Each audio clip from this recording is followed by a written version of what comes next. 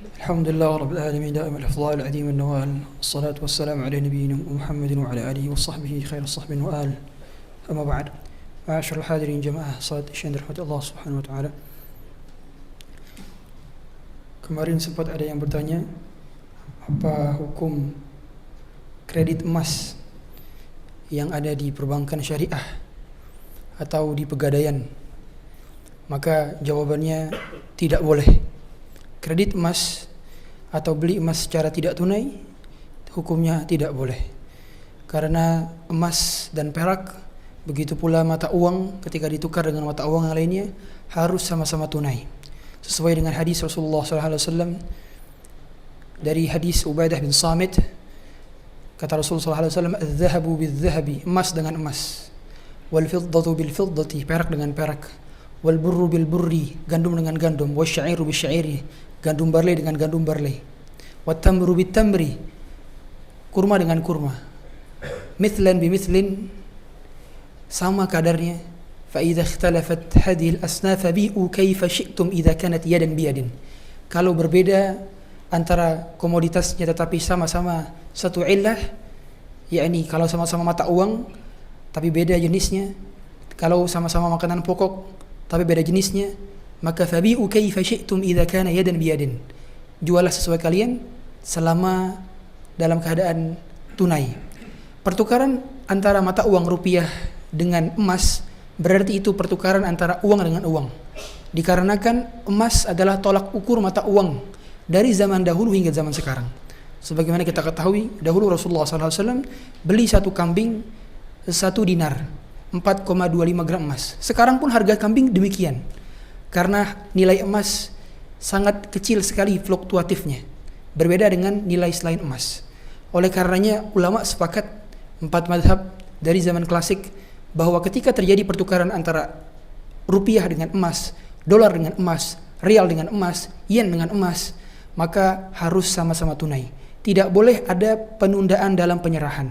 Sehingga ketika kita mau beli emas, tidak sah beli emas secara online. Hukumnya haram. Mengapa demikian?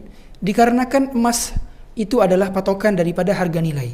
Kalau dibeli secara tertunda, maka nanti akan ada fluktuasi harga nilai sehingga menyebabkan harganya menjadi tidak stabil lagi dan dia tidak menjadi cermin bagi mata uang di depannya.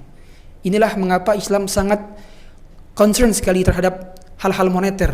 Oleh karena itu kebijakan moneter yang sesuai dengan syariat Islam bukan dengan menaikkan suku bunga sebagaimana yang ditetapkan oleh Bank Indonesia, tetapi yang betul adalah dengan cara menstabilisasi, meniadakan riba, dan ketika menukar mata uang dengan mata uang lainnya maka harus sama-sama tunai. Begitu pula ketika membeli emas dan perak maka harus sama-sama tunai. Sebagaimana juga dijelaskan dalam ayat syariah nomor 8, la yasihhu ijra'u bai'idz dhahabi wal fiddati wal umulat, atau la yasihhu bai'ul murabahati al muajjalati, tidak boleh ada jual beli secara murabahah muajjalah, yaitu tertunda. Makanya kalau kita mau beli emas harus COD, ketemuan langsung di toko dengan orang tersebut. Kalau di online, maka ini ada penundaan penyerahan. Uangnya duluan tapi barangnya belakangan. Atau sebaliknya, kita kredit emas 5 gram sekarang tapi bayarnya nyicil.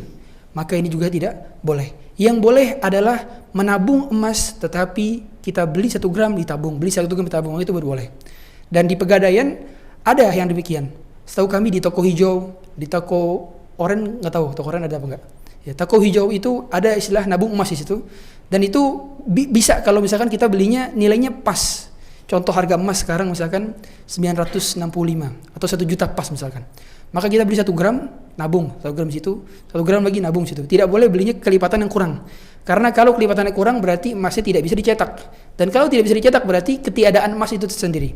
Maka Islam sangat menjaga nilai sehingga tidak mau terjadi ketimpangan dalam ekonomi, tidak mau terjadi kerusakan dalam sistem ekonomi dalam bernegara dan berbangsa. Itulah baiknya agama kita.